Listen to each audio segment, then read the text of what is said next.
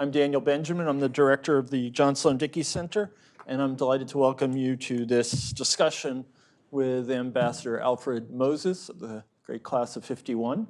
I'm delighted you could make it.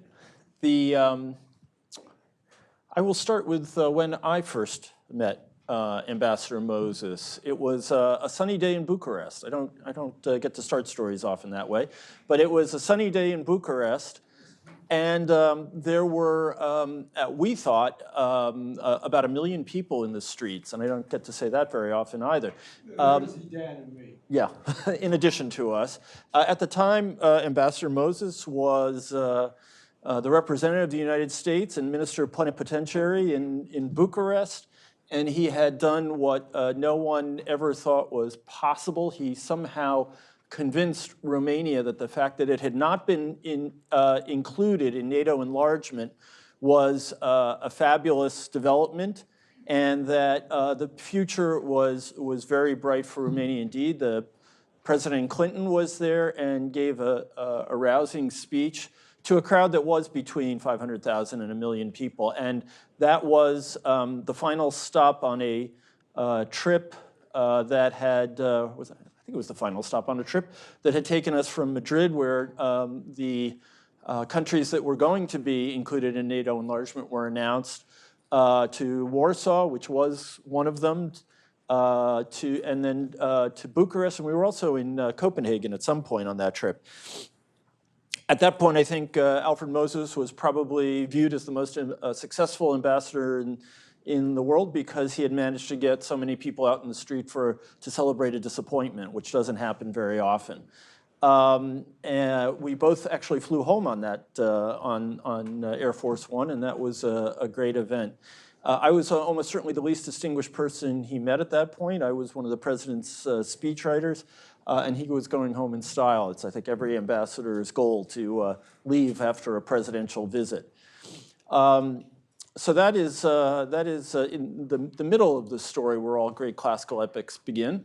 Alfred Moses was born in Baltimore. As I said, he's a member of the class of '51 here at Dartmouth, where he had an illustrious career that included being manager of the Daily Dartmouth, the oldest college newspaper in the country.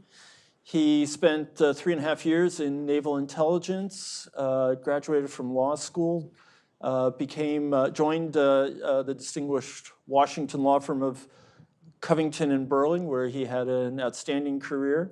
He was very active in Jewish life in the country, served in the Carter White House, in the counsel's office. We can talk some more about that.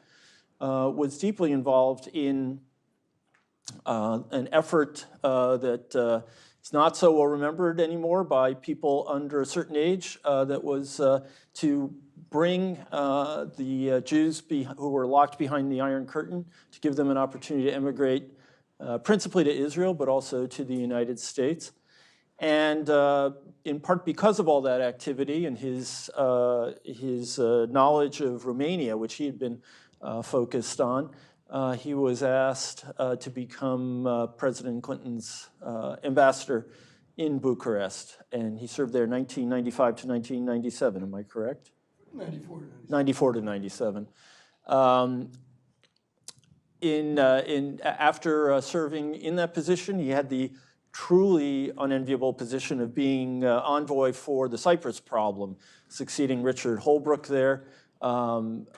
Cyprus always reminds me of the Schleswig-Holstein question of the 19th century, of which it was said that it was so complicated, only 3 people understood it. One died, one went mad, the third forgot.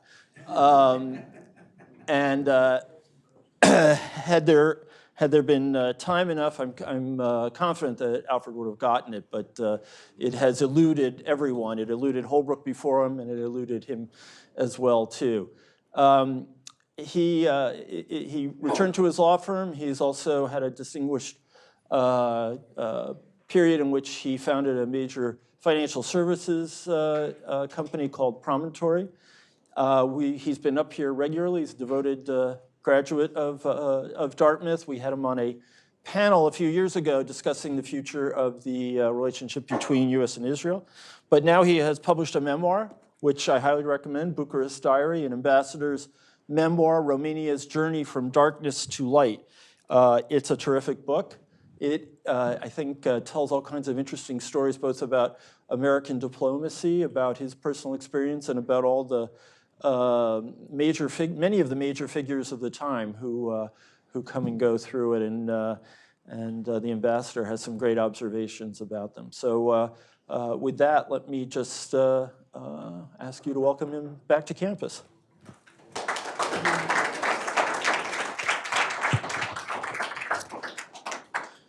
So because of public events, I think I want to start off, and had we had a chance to chat earlier, I would have warned you this, but with a little bit of a curveball as someone who has been involved in Jewish life in the U.S. for so long and served as president of the American Jewish Committee. And I'm just curious if you have any thoughts you want to share on Pittsburgh in particular.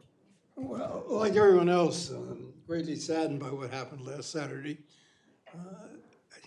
We all hoped that would never occur in the United States, but it has. And what is its significance? It's too early to start writing the history books, but some perspective is probably in order. We've always had in our country those who have not accepted people different from themselves, whether it's Irish immigrants, which gave birth to the know-nothings in the 19th century, whether it was the lynch mobs in the South after World War, prior to the Civil War, after General Grant had left the South, after Reconstruction was over. We've had race riots in the streets of the United States. We had a dreadful killing at the Ebenezer Church in Charleston, South Carolina, just a few years ago, when Black parishioners were shot and killed. We've had gay and lesbian clubs shut up. One horrible event in Florida. We have the capacity to hate, just as we have the capacity to love. We say in Hebrew, God created the Etzer Tov and the Etzer Ra, created goodness and evil. Religions have tried to deal with this for the last 3,000 years. My religion, Catholicism, through St. Augustine, is an ongoing problem. And at the present time, we have an administration, whether you're Republican or Democrat, that has given rebirth to hatred and fear of people different. President Trump campaigned very vigorously in 2016 to stop the illegal inflow of aliens with all kinds of words that castigate, denigrate, disparage aliens, those who are here illegally and those seeking to enter our country. We now have 5,000 troops going to the Mexican border. I'm not quite sure just what they're going to do, but it could be an enormous tragedy. It's something that's been recurrent ever since we were created or evolved, depending upon your theology. It's not going to go away. We have to appeal to the best in ourselves, in our traditions, in our beliefs, and in our nobility as individuals. I don't think the United States is about to embark on a wave of anti-Semitism. I am older than almost everybody in this room, except George Haino was my classmate, but he went to Cornell. Peter Martin was my classmate at Dartmouth. But all the rest of you are somewhat younger. But I remember, as George does, and as Peter does, and perhaps one or two of you here, the 1930s. It was a dreadful time. There's just no comparison. Jews were largely ostracized from mainstream America. There was one Jewish senator, Senator Lehman from New York. There was one Jewish Congressman, Bloom from Chicago. And anti-Semitic statements were delivered frequently on the floor of the House of Congress. The law firms in the United States were primarily Judaize, meaning no Jews, or there were Jewish law firms. I went to a law firm in Washington, Covington, Burling. It was one of the few major prestigious law firms that had Jewish lawyers. The banking industry in the United States was totally non-Jewish. There were no Jews at Chase Manhattan National Bank, the prestigious banks in New York and elsewhere in the country. And there were very few Jews at Dartmouth. So it's a different world today. We're not going back. Those of you who are Jewish or those of you who are concerned about what happened in Pittsburgh, just out of your human character, we're not going to see a great wave of anti-Semitism. The country will reject it. Because I believe that the overwhelming majority of Americans are as critical of what happened in Pittsburgh as I am and as Professor Benjamin is, and most of you are perhaps. That said, I wouldn't take it lightly. And for those of you who are Jewish, I would just urge you, be as Jewish as you want to be. For those of you who are different, because of sexual orientation, because of race, color, whatever it may be, just be yourselves. And the know-nothings, the hell with them. Just go about your lives and lead decent lives. Keep your head up high and be proud for whatever you do that's good for people, good for yourselves and good for our country and good for humanity. Thank you for that. As someone who has been in Washington for 70 years. You said it, I didn't.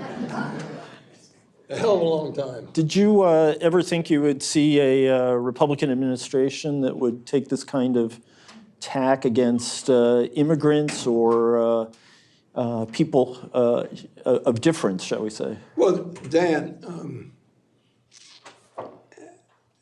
did I ever think I'd see a Republican administration or did I ever think I would see an administration? Which one? You can answer it any way you want. Let's say an administration. Okay. I never thought about it. I think it was beyond contemplation to have a president of the United States sort of dining out on fear and hatred of aliens. It just seems to me so repugnant to our national ethos. I've been thinking for decades our young children who go to school in the United States, whether they go to public school, private school, parochial school, as far as I know, they're all taught from a very early age to be decent, to be civil, to be respectful, to be understanding of differences. Now all those children are you, and maybe to some extent myself and my contemporaries. Where did all this hatred come from? I think the answer is we have the capacity to hate. Like it or not, it's easier to hate. Maybe it feels better than to love. So we have to decide what kind of society we're going to have. No, I never expected we would have in this country a president who dined out on trying to foster hatred and fear of aliens. I am old enough to remember when Franklin Delano Roosevelt spoke at the Daughters of the American Revolution in Constitution Hall in the 1930s. And he greeted them with the words, "Hello, my fellow immigrants." Maybe some of you remember that. And when Eleanor Roosevelt resigned from the Daughters of the American Revolution, when they wouldn't allow the greatest probably soprano at our lifetimes, who was African American, to sing in Constitution Hall. It brought about the end of the Daughters of the American Revolution as any kind of a force. Today it's more of a term of opprobrium and ridicule than it is an honor. I can't give anyone who wants to be part of the Daughters of the American Revolution. It's past. So our country's come a long way. It will continue to come a long way. No, to answer your question, I never expected to see an American president dining out on a message of hatred and alienation. I'm sure we're going to come back to that theme.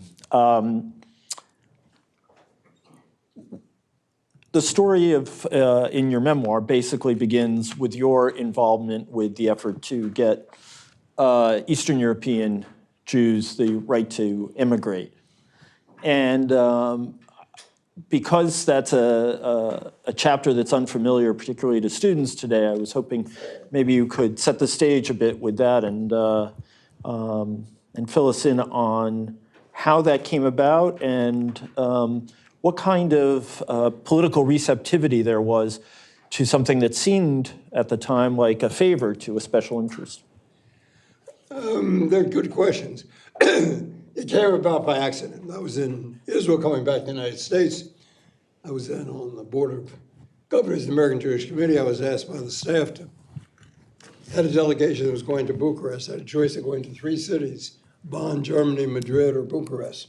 I chose Bucharest in part because of my Dartmouth education. I had a professor, John Adams, who taught Eastern European history, and he was a fascinating lecturer. And I remember his depictions of Bucharest as the Paris of the East, ha ha ha. And then he said that the Romanian soldiers wore rouge. I couldn't quite put all that together, but Romania sort of interested me. And it was behind the Iron Curtain. I'd been behind the Iron Curtain in '61 when I visited Prague. That was depressing, but I never imagined anything as depressing as going to Bucharest in 1976. There I was.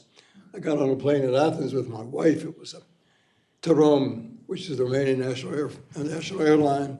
It was an old Tupolev Russian plane. My wife looked up as the plane was about to take off, and she saw chewing gum on the inside of the cabin.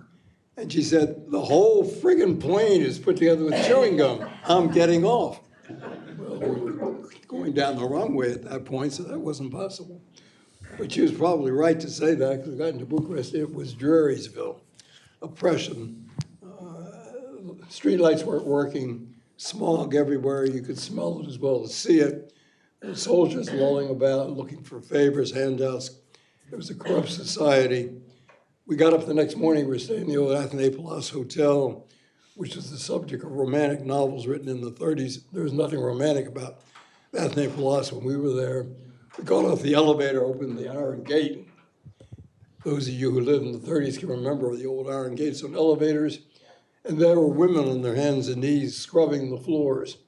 And my wife turned to me and said, "Alfred, we're never coming back here." So never is a word you have to be very, very careful in using. 18 years later, I was the American ambassador. She probably was right. We shouldn't have, but in any event, we did. The next day, we were in front of the Athene Palace, and 2 or 3 young men came up to me about your age, younger. And they asked me if I was American. And I said, "Oh, you bet I am." And then they said, "Are you Jewish?" I said, "Ha, ha, ha, you bet I am." And then they unloaded. They said, "Everything is terrible here. Everything is blamed on the Jews. It's a despotic country," which it was. It was ruled by a communist dictator, Nicolae Ceausescu. Everything is blamed on the Jews, and that was sort of the modus operandi in Eastern Europe. When communism fell in hard times in the early 50s, it went native. It relied on the innate feelings of prejudice that exist in all the countries in Eastern Europe. There's a long history of anti-Semitism. So those great old communists like Ceausescu whipped up anti-Semitism, and the Jews were taking it on the chin. The fellow said to me, "You got to get us out." I was hooked for the next 13 years. My mission was to get Jews out of Romania. And they went primarily to Israel for 2 reasons. Number one, the communist government would let them go to Israel under the myth which they lived by that they were going home. They hadn't been in Israel for 2,000 years, but they were going home. And getting to Israel for a Jew was easy. Any Jew can go to Israel on the so-called law of return, the same myth. Getting into the United States is difficult. So the Jews from Romania went to Israel. As the chief rabbi used to say to me, Mr. Moses, he was very formal, something like Professor Benjamin. He said, "Mr. Moses, my Jews go to Israel. They don't go to Philadelphia." So that's how I got started on it. And there was the second part of your question.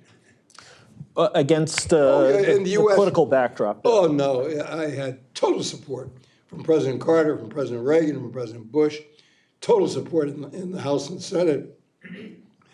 State Department under Secretary Christopher, no, it was long before Christopher. Jog my memory. Well, it would have been Muskie, under Muskie, then under Baker, under Schultz. Schultz was terrific. They all helped me enormously. And the lever we used to get Jews out of Romania was most favored nation, tariff status for Romania, MFN. Romania needed MFN in order to export to the United States. Ceausescu was desperate to earn foreign currency. We, the organized Jewish community, supported MFN for Romania on the condition, number one, it let its Jews go to Israel if they wanted to go, And number two, respect human rights of others. In the process, I got 2 Christian clergymen out of jail. I got the Baptist Bible into Romania, each of which is a story unto itself. No, I had tremendous support from all branches of government.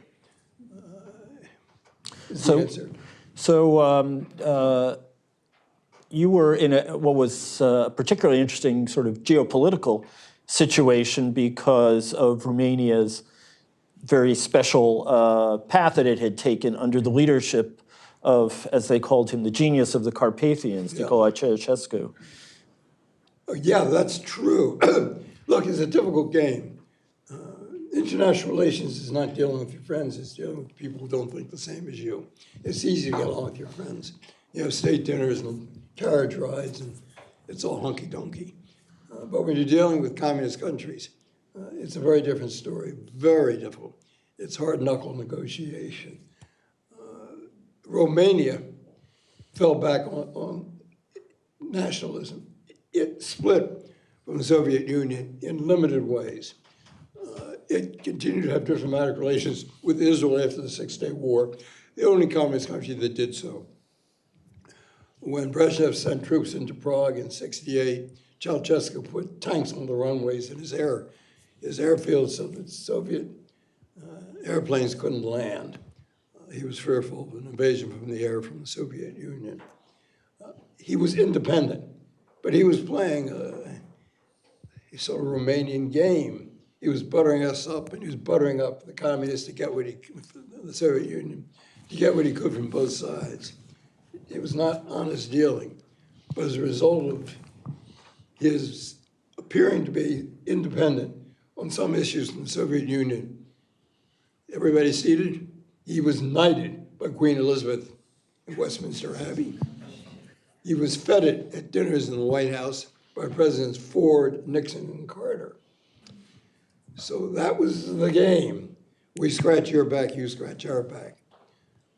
We were able to get results under the communists in Romania, but it was a difficult time, it was a nasty time. We did what we could for the Romanian people, for people seeking to leave, and particularly for people of faith, of all faiths. As Ceausescu used to tell me, Mr. Moses, we're an atheist country. That's what he told me before he finally agreed to allow the Baptist Bible to be printed in Romania. His words were, we don't have the paper. We need the paper for our wonderful newspapers in Romania. They're all communist-controlled papers that were worthless. We can't possibly spare any paper in our atheist country for a Christian Bible. At that moment, I had the inspiration, I don't know where it came from. I said, don't worry, Mr. President. I'll get Baptist Bible societies in the United States to ship in the paper. I didn't know any Baptist Bible societies. But he blinked. He said, no, no, no, no, no, saying under his breath, you're not going to embarrass me, you jerko. So we got the Bibles printed. But it was that kind of game all the time. It was arm wrestling, call it what you will. Balkan intrigue. A bit of Balkan intrigue. Yeah. Right? So, I mean, the oddity was that by the time 1989 rolled around, this ruler with whom we'd had this special relationship was actually the nastiest of the bunch in Eastern Europe. Yeah, he was about the worst. He and Hoxha in Albania probably compete for last prize. He was a nasty, brutish, ignorant fellow, peasant smart, controlled the apparatus of the Communist Party and through that, the security services, the secret police. It was enormously oppressive. Everything was owned by the government, from the shoe shine stands on up. All apartments were government-owned. All property was government-owned. There was no such thing as private property, business, or residences. It was dreadful. You can't imagine what life was like in Romania and perhaps other countries in Eastern Europe in the last years of the communist oppression. It was very bad in Moscow. When I first went to Moscow, I thought it was in Cowtown. I was wondering why we were so afraid of the Soviet Union. I think Cheyenne, Wyoming was ahead of Moscow.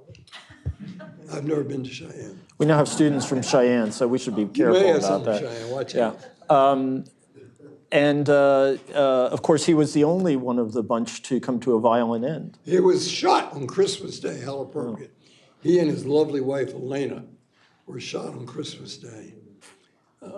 And that put Romania under a black cloud. People in Washington couldn't quite understand what was going on in Romania. There were no people like there were in Czechoslovakia, in Poland at Iliescu, the Solidarity movement. Czechoslovakia had a wonderful leader who had been a staunch supporter of human rights. Romania had nothing, and the government that took over was self-appointed. Romania was under a cloud of suspicion.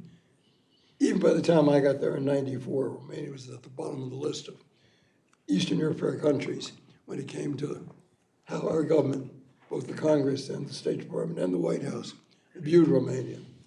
And 3 years later, we had a strategic partnership with Romania, and Romania was on its way to joining NATO and the EU. But to get that full story, you've got to read the book.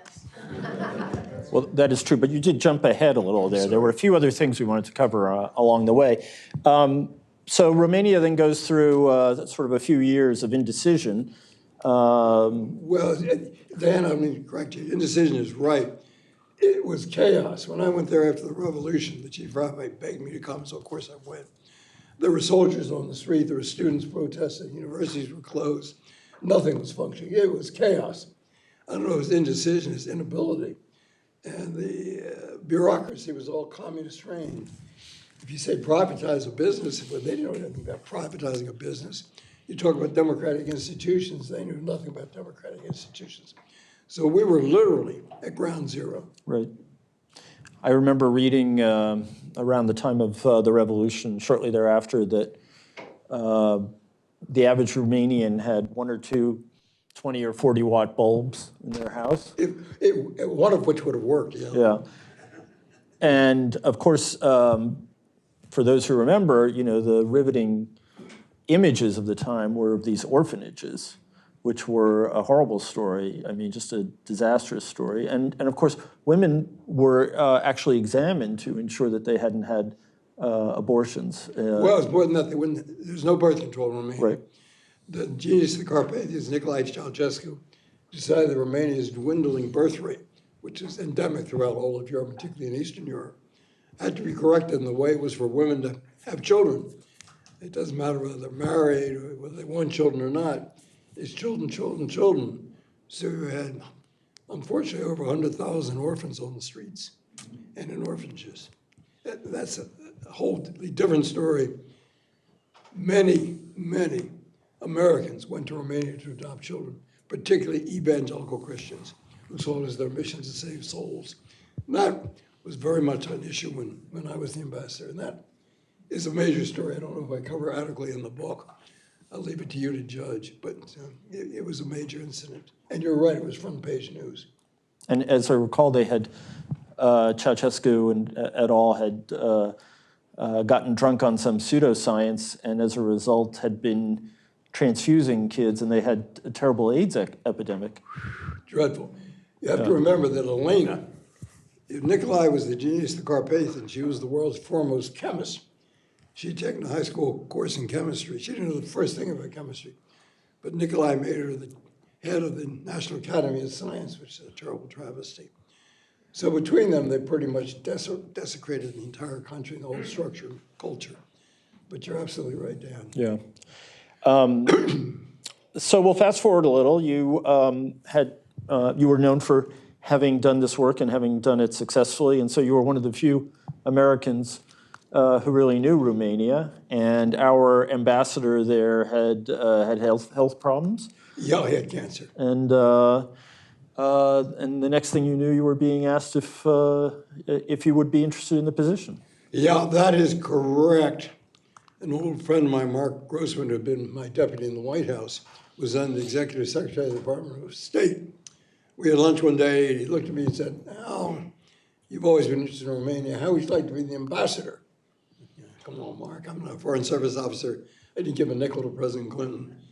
They ain't gonna appoint me. He looked at me again with half closed eyes and a slight smile on his face, maybe it was a smirk. He said, well, at least think about it. Well, I was intrigued. I didn't know that I was the State Department's choice. There's just no reason for it except Mark. My name went over the White House, and I did know President Carter, and a few people were still around. Lane Kirkland, head of AFL-CIO. Rahm Emanuel became mayor of Chicago, was the deputy to President Clinton. We had become friends, and a few others. And some senators I knew well wrote for me. One Senator Simon, he was the exception. I didn't know him. Paul Simon from Illinois, but his deputy, his legislative assistant, I'm not his deputy, had been in the State Department and worked with me on Romania. So he wrote a letter the senator signed. It was a beauty. It said, "Dear Mr. President, I've been to Bucharest, and if Al Moses wants to go to Bucharest as ambassador, send him." Well, it was before the days of, very florid letter writing in Washington. One reaction that I found that was particularly interesting to this developing possibility was your wife's. Yes.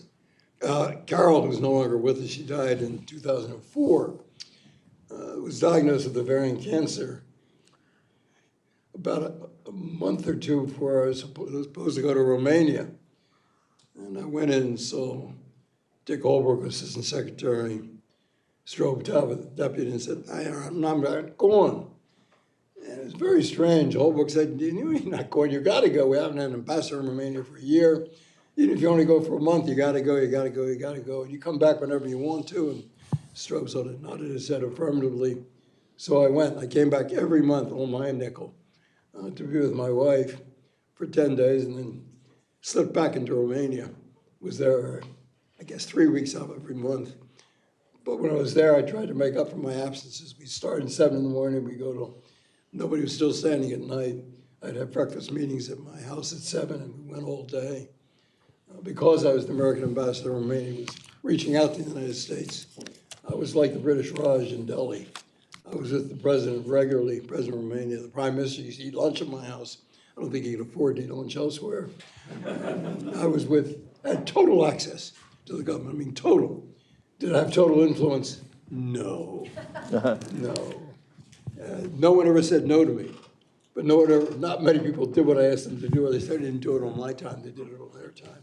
In the end, they did all the things that we urged them to do. But it was a 3-year undertaking with a lot of baiting by me and a little switching by them.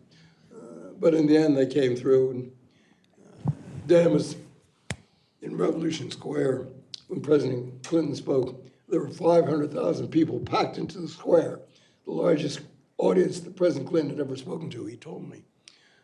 He had a great speech, which we drafted at the embassy, and it was reworked by Sandy Berger, his national security advisor. And he put in there the sentence that if Romania continues down the path to privatize its industry, its economy, we will take you by the hand and lead you into NATO. Well, for Romanians, this was the Holy Grail. It was NATO, NATO, NATO. They wanted NATO as a protective shield against Russia, against all the powers in Europe, and would bring the United States close to them. When they didn't get into NATO, and Professor Benjamin mentioned this, we came up with the concept of a strategic partnership, which exists today. And we have 5,000 American troops manning a NATO missile shield on the western shore of the Black Sea, ostensibly to prevent the United States from being attacked by Iranian missiles, but actually prevent us from being attacked by Russian missiles. Don't give it away. Well, we'll come back to NATO in a minute. One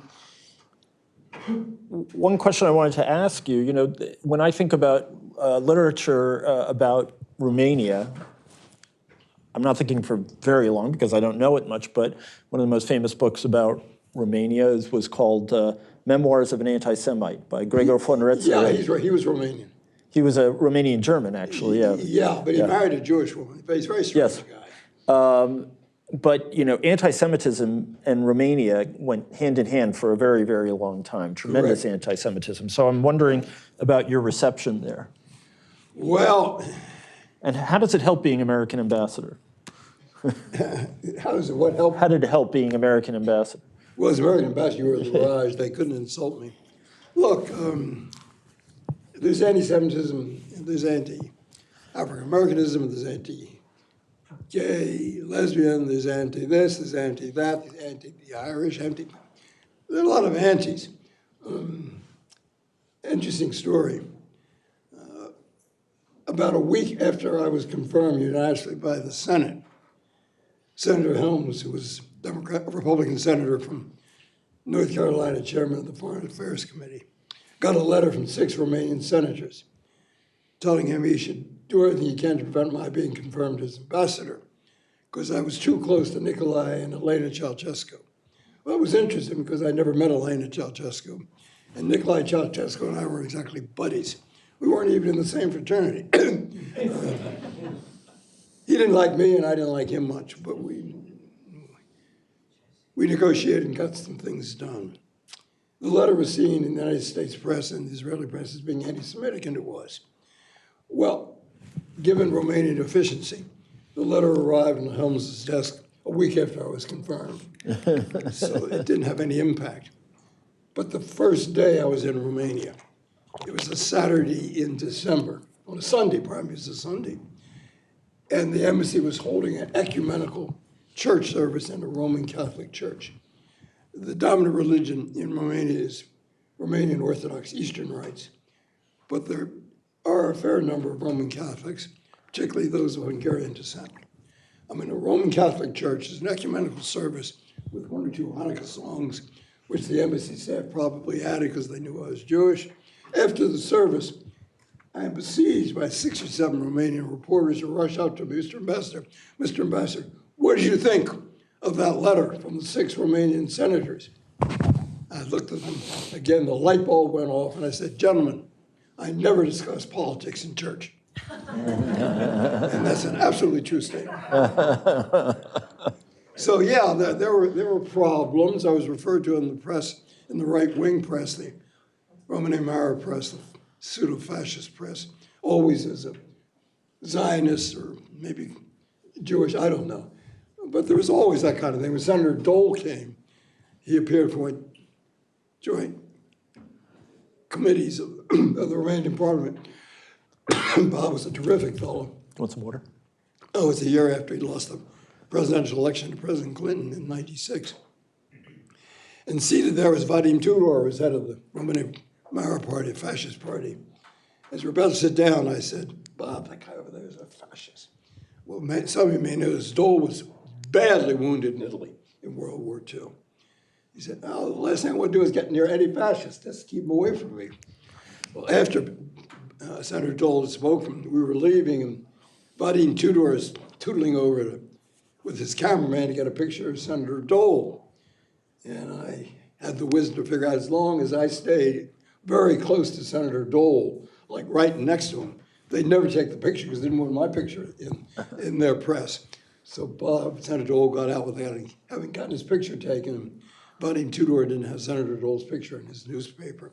Sure, there were undercurrents of anti-Semitism. Sometimes there weren't undercurrents. There were undercurrents of anti-Jehovah's Witnesses. When Hillary Clinton came to Romania in '96, she was to visit a church. It was the time that the government decided it wasn't allowed Jehovah's Witnesses to hold their international convention in Bucharest.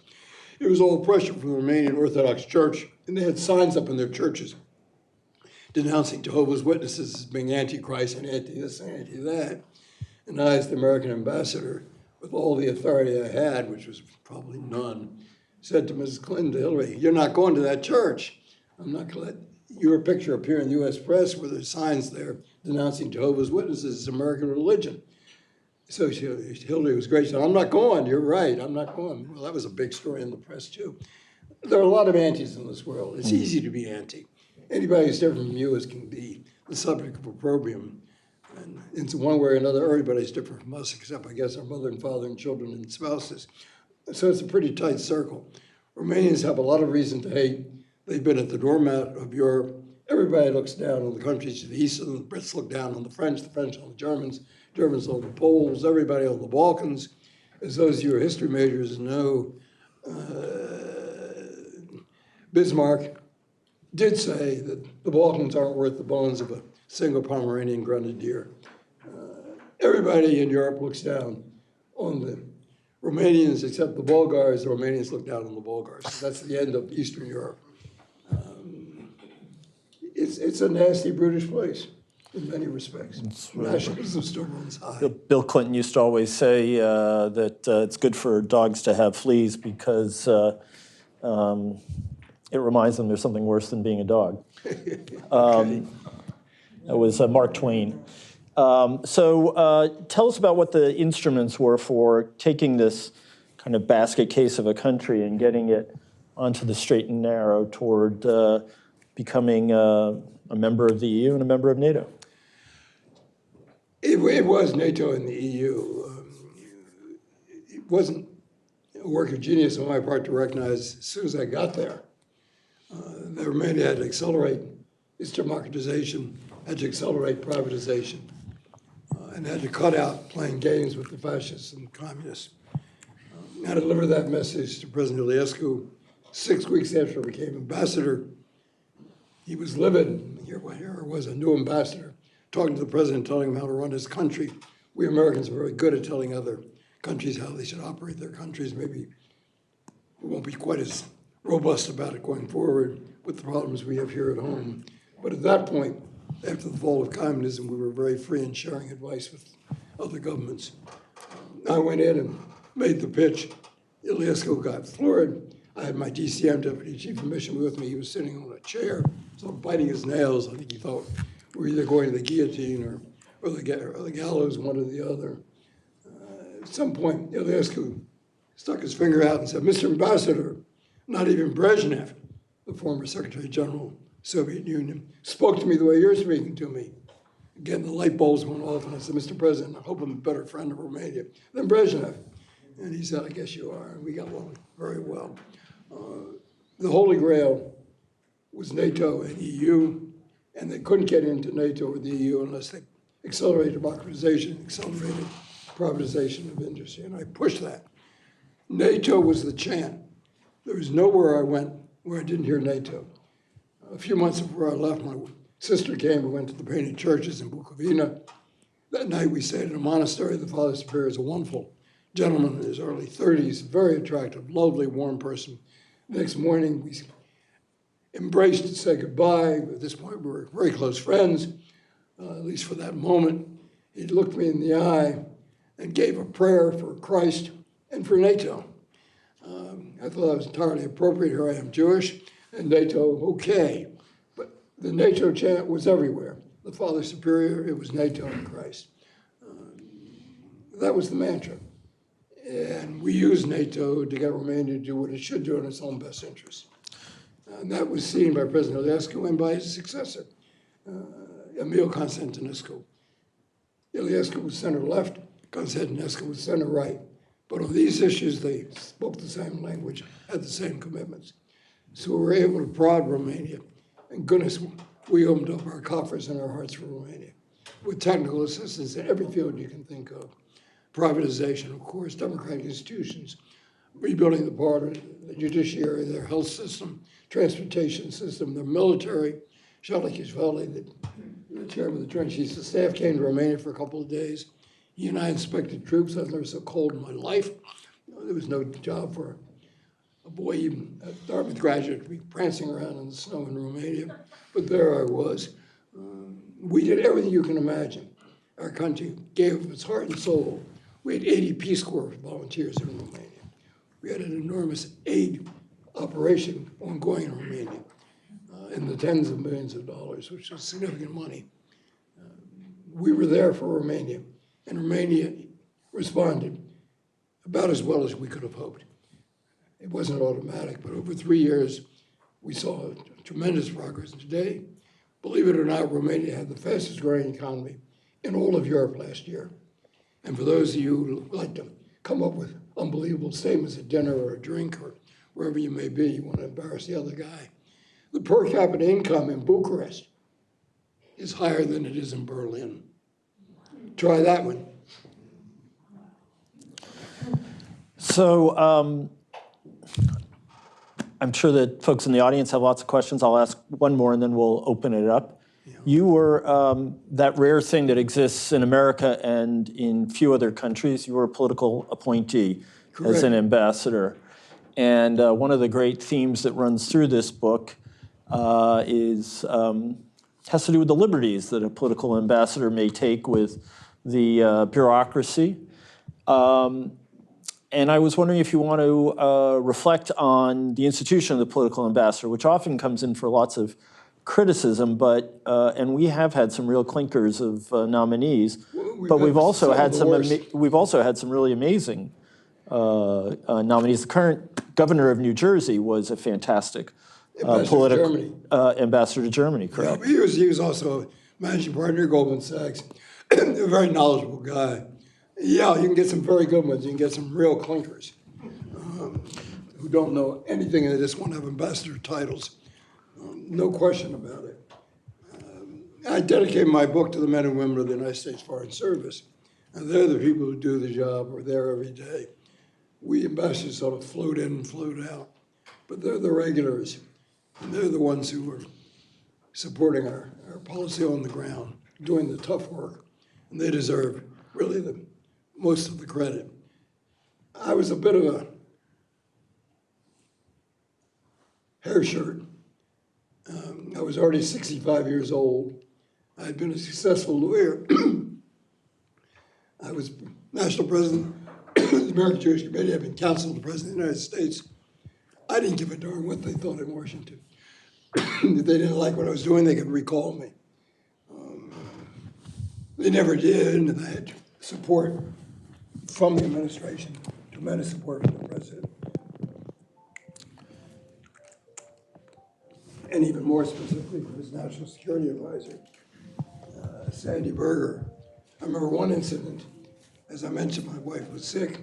She took a turn for the worse, and I decided I was going to resign. I went to see Dick Holbrook, the legendary Holbrook. I said, Dick, I'm resigning, Carol's not well. And Dick, who was the greatest operator that Washington's ever seen, said, Al, it's just between you and me, don't tell anybody else. It didn't dawn on me he wanted to control who my successor was going to be. Well, Carol got better. He said, Al, you go back to Romania, I've seen enough of you. So what did he see Dick? I said, Dick, I'm not resigning. He said, you got to resign. I've already decided who your successor is going to be. I said, Dick, I'm not resigning.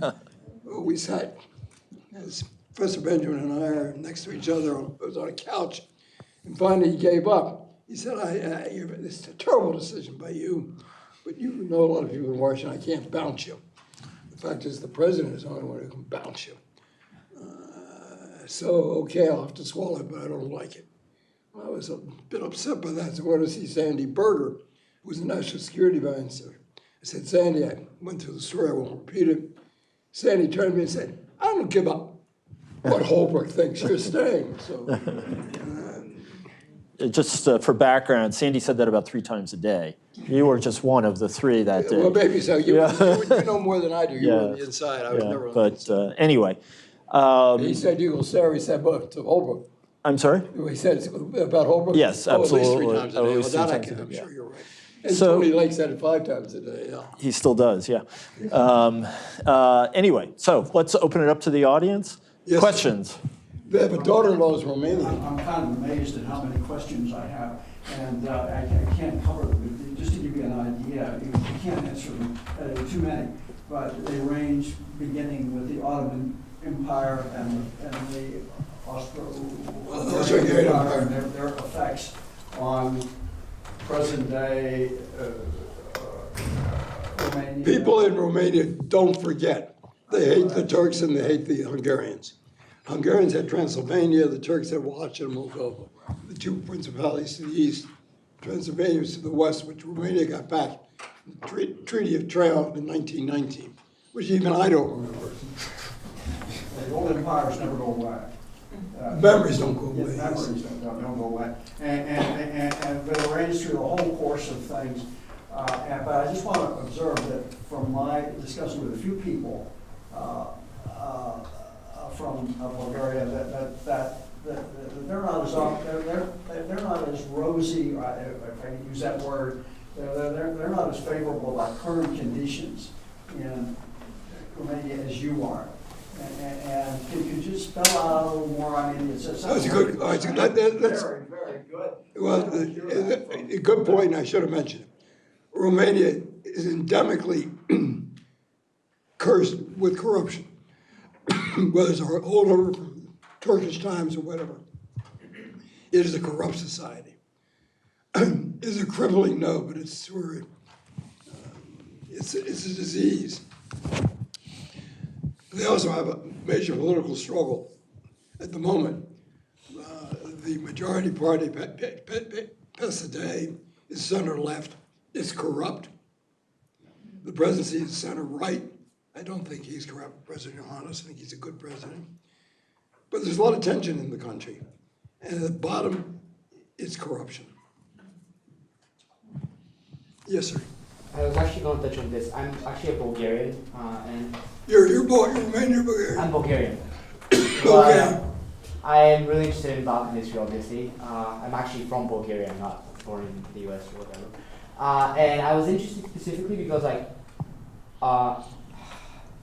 my interest mainly is in going back home and helping somehow to alleviate corruption and work within the justice system if that's possible. I'm not quite hearing you. You hear Dan? Yeah, he wants to go back to Bulgaria and help fight corruption, work in the justice system. Yeah, so my question is, as someone who's had a lot of experience observing and aiding the democratic process, what suggestions you might have for someone who is going to I think it's very difficult. Bulgaria has corruption problems too. Yeah, it's pretty bad. What can a young guy do? Go do what your heart tells you to do. But I think you've got to, if you really want to change things, you've got to get active politically. You can't do it within the Justice Department, or whatever it's called, the Justice Ministry. It's very difficult. Bulgaria has some bright lights. It's got an educated public. It has some enlightenment. It has some less than enlightenment. But it's worth the struggle. It's very similar to Romania in terms of the problems it has. But it's also different. The Bulgars are Slavs, and they have an affinity to Russia. The Romanians are not Slavs. They claim they're not. They're Dacians. They're descended from Emperor Trajan, whom all of you remember his class of 07 at Dartmouth. Well, the Romanians pride themselves on being not Slavic. Their language, unlike Bulgarian, which is Slavic. Romanian is not. It's a Romance language. It has Latin roots. So that puts Romania as sort of the odd man out. The Romanians are deathly fearful of Russia. They call the Russians the guests who come for dinner and never leave. The Bulgars had a historic affinity to Russia. The Romanians had a historic antipathy to Russia. So there are differences. The Bulgars hate the Turks, and they should, for historic reasons, not for present-day reasons. It's a complicated part of the world. There are too many ethnicities and too small a land area. And they tend to chew on each other, unfortunately. But I think it's noble that you want to go back and help your country. I wish you great success. You should know that the current U.S. ambassador in Sofia is a Dartmouth parent. Yeah, I know his daughter. Okay, so he's going to come and sort it all out for you. Great, Okay? I'm waiting. It's his daughter. It would be helpful if the US had done that in the 90s. Not wait until 2008. George, you have a question? Well, George and I were the class of 51, except he went to Cornell. my wife doesn't know it. She thinks you're older. Anyway, Romania was a source of petroleum, oil for Germany, and it was a dominant producer. Do they produce any more? Yeah, they produce about 100,000 barrels a day, the Plasti fields. They're pretty much played out. We've gone in with secondary and tertiary recovery and increased production. And I negotiated a treaty between Romania and Ukraine, which is a story in itself. And the Romanians are now exploring for gas in the Black Sea. They have natural resources. The Luftwaffe flew on Romanian oil, Romanian gas. And we bombed those fields. We lost a lot of good Americans because there were daytime bombings at low altitudes. Now, those fields are still operating. Under the communists, they had 1960 technology. They were a catastrophe.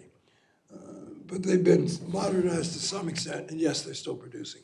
It's the only oil being produced on the continent of Europe, west of Russia, west of Ukraine. So I'll ask another question. There have been a lot of second guesses about NATO enlargement when we've seen how Russia has gone south and become, an enormous problem for the United States in terms of foreign policy. Do you have second thoughts, or where do you come out on the question? Well, Dad, I'm delighted you asked that question. I'm totally in favor of the was and am expansion of NATO. If NATO were not in Romania, Bulgaria, Poland, the Baltic countries, Vladimir Putin would be there.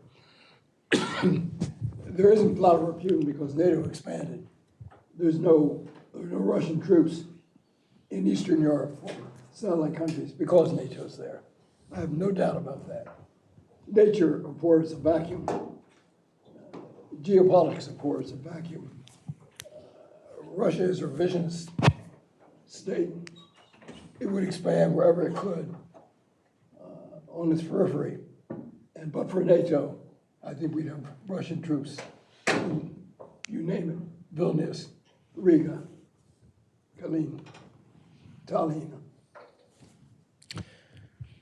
So we have a number of our War and Peace Fellows here who are our star international relations students, and I'm curious if you have any thoughts for them on public service as a Career. as either a career or as something that one can do while pursuing other careers.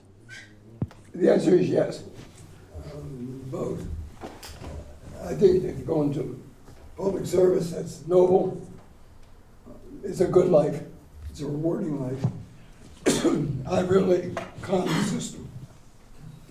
I went to private law practice, which was far more remunerative, and sort of dabble on the other side of the line in the White House and then Foreign Service and in public affairs generally. So I had the best of both worlds.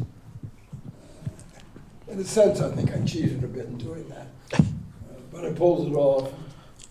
There are many people around today still living who tell me I cheated. So I suppose from my own standpoint, it worked out very well. But for those of you who are thinking about a career in foreign service or in any other branch of government, I certainly would have said before today that do it. Today, we have an administration that is not receptive to high quality independent thinking. I say that with no political bias. I just think it's a fact. Some of you will disagree perhaps, but that's my observation. Will that change? I hope so. We get back to the days, whether it's Republican or Democrats, doesn't matter, where the Foreign Service is respected, admired, and is a place where talented people want to go and serve our country. Thank you for such a colorful analysis, such a complex situation. I can't hear you. Oh, Thank you so for. I was just thanking you. So, do I remember that when the Jews were allowed to leave Romania, when the borders were closed, that Israel was buying them out also? I'm sorry. Was Israel buying out the Jews? That's also a very good question. The answer is yes. I did not know it. They didn't have to. I later found out. A book written by a friend of mine at the Holocaust Museum was the Israelis who were paying something like $10,000 a head or $2,000, whatever it was. Totally unnecessary. And they never told me. That's a whole different story. We didn't need them. We were getting the Jews out. But they were. And the Germans were paying Ceausescu $25,000 a year for Romania. For Germans. For Germans, I'm right. sorry, for Romanian Germans of German ethnic origin. Yeah, and the Israeli involvement in all this is an interesting story in and of itself. Do you have time for one story? Or is class out? Sure. No, well, we have a question from Sarah in the back. Sarah? Oh, thank you for coming. So I spent some time in Tbilisi working with the State Department as a student. And one of the themes that was very concurrent with, I think, is what you talked about with your experience in Romania is they were very intent on joining NATO. The idea of joining NATO to them was very aspirational, like it was in Romania. Do you think continued NATO expansion is feasible, or is it the state of Russia as it is today would prevent further NATO expansion eastward? Yeah, I'm sorry. Further NATO enlargement or stopping because of where Russia is now? It's not a brief I've seen. But if you're going further, you're going to go Georgia, Ukraine. I think and picking up countries that were formerly part of the Soviet Union would be very, very difficult for the Russians to live with. What they would do exactly, I don't know. Ukraine is moving towards the West. Its trade with Russia is decreasing. Its dependence on Russian oil and gas is still very significant, but not as significant as it was. I think over the next 20, 30 years, Ukraine will move, I hope politically, but certainly economically, much closer to the rest of Europe. But NATO is expanding to the very borders of Russia by picking up Ukraine, perhaps Belarus, Georgia. I think would be very difficult and not necessary. That to me would be a step too far. And I don't think that serious consideration has been given to that in Washington, either in the department or on the Hill. Okay. Professor Valentino. He's a real professor. Hi, and thanks again for talking to us this afternoon. Do you teach? I do. I teach international relations. Do you teach Eastern European? No, I don't. But we've got some students who have that interest, so we're Thank you for glad you're here to speak to us. I'm wondering if you think, with the perspective you have on American involvement in Eastern Europe, do we have some responsibility for the backslide away from democracy that's happened there since the time that you served? Is there something we ought to have done that we didn't do, or is that something that simply was beyond our control? You want the quick answer or the long answer? You choose. If we had not screwed up in Syria and had Syrian refugees moving into southeastern Europe, you wouldn't have the Orlovs in Hungary. I think it's a reaction in part to, again, the fear of the alien. People different, particularly Muslims coming from Syria. That's what Orban dines out on.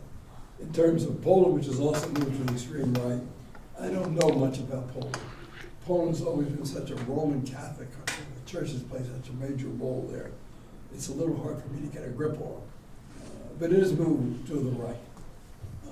I suspect Mr. Putin has had more to do with what's going on in Eastern Europe than we. He's got his operatives there. And the Orbans and the Poles, they're moving away from the West and playing footsies with Putin. I think it's a geopolitical game. Could we have done more? The answer is always yes, isn't it? But I don't think we're the reason for the problems. Will those countries right themselves, meaning become correct? I don't know. The history of that region has not been very encouraging. It's always had a tendency to move towards chaos and fratricide. I don't know what your observations are, Professor, but that's how I see it. Thank you. Yep. Peter. Yeah. Peter Martin, the Yeah. Time magazine We both editor. we spent the same 4 years at Dartmouth, you and I. We But went you were through, much smarter than we went through great issues. Right. We took probably the Battle of Day course. Who? Battle of Lou Stillwell's Battle of Day. I didn't take that. You didn't take that? No. Oh, I God. didn't take it. I thought he was a hot air machine. Well, the good news is we don't have any of those today. Do you remember anything that you got at Dartmouth that actually led you to where you are today? Peter, let me answer that in broad strokes. I'm be 90 this year. And I've thought about what are the significant events in my transformative. And I can think of 4 or 5 of them. Dartmouth was one of them. Yeah. I came from a know-nothing public high school boy. I came to Dartmouth as a know-nothing undergraduate. By the time I graduated, I knew a little bit and had gotten a decent education. My interest in international relations preceded my coming to Dartmouth, but boy, it blossomed at Dartmouth. I was president of the International Relations Club, probably the least known position on the Dartmouth campus. And the great benefit is, we went to Sloan Dickey's house, he was the president of Dartmouth, for our meetings on Thursday night, and he would serve us beer. You probably came to those meetings, which was phenomenal. I loved Dartmouth, but I've moved on. We all do. Yeah, I think Dartmouth was a spur. It was one of the transformative events in my life. I can mention the others, but they have no relevance. I think that's a great place to stop. Okay, I'll let you stop. I can't get a horse. But I thank all of you for coming. So let me just say before we break, this is a terrific book. It is. had a major role in it. It is yeah, I secretly wrote it. No, I didn't secretly write it. It is a great book. It is and I heartily recommend it. And it is coincidentally, really just coincidentally, for sale right outside the door. For a bargain price special for Dartmouth students. That's right. Professor, if you want me to come back and lecture, I'll do it for free if you'll make me Sign the read book. Yeah. And I'll sign it over everyone. Okay. Thank you all for coming. God bless. That was great.